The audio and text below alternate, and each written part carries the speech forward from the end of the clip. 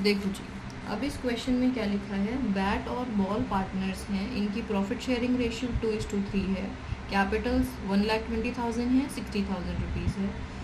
एक तारीख को बैट और बॉल दोनों ने ही लोन दिया है फॉर्म को, एक ने 2,40 का, एक ने 1,20 का।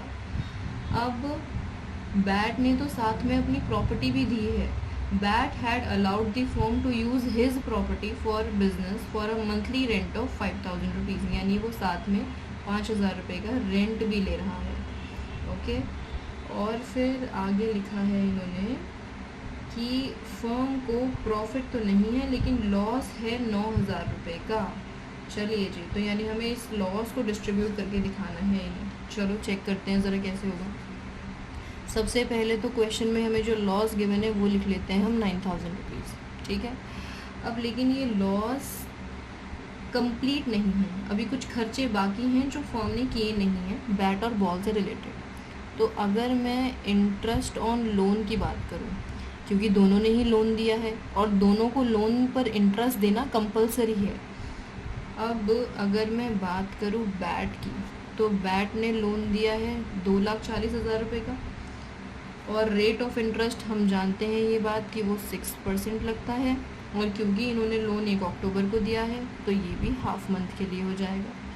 ऐसे ही अगर बॉल की बात की जाए तो 1,20 का लोन इसका है, इसने भी उसी टाइम पर दिया था, तो इसके लिए भी 6/12 ही करेंगे हम।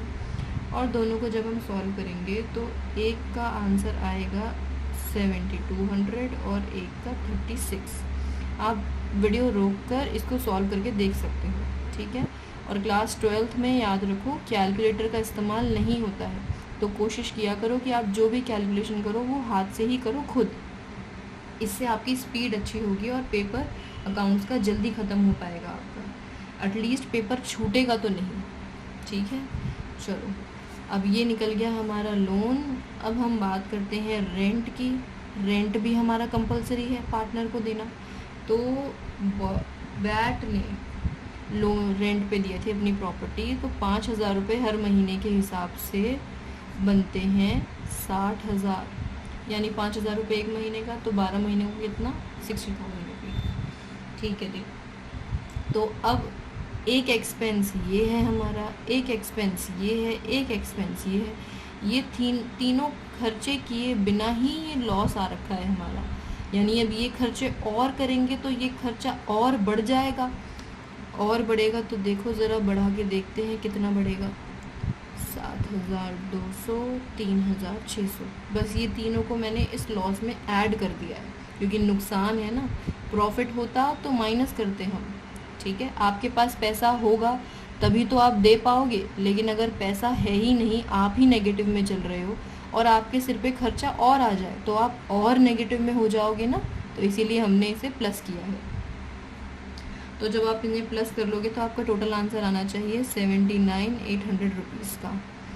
अब ये टोटल लॉस है जो हमें बांटना है बैट में और बॉल में, ठीक है जी।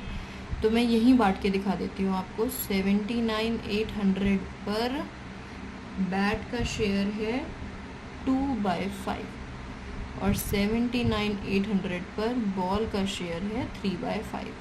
तो जब आप इसे सॉल्व करोगे तो